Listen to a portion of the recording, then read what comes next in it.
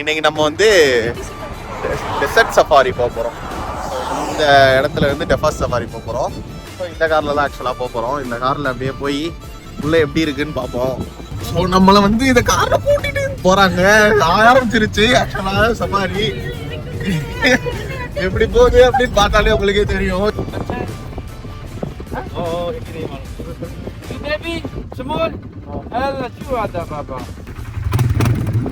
கரெக்டாக சன்செட் ஆகிற டைம்ல வந்து பார்த்தீங்கன்னா நம்ம இப்படி போறோமா, அது ஒன்றும் வேற லெவல்ல இருக்குது. ஒரு வைபா இருக்குது ஆக்சுவலா. இங்க இந்த பாலைவனத்துக்குள்ள இருக்க பாத்ரூம் இதுதான்.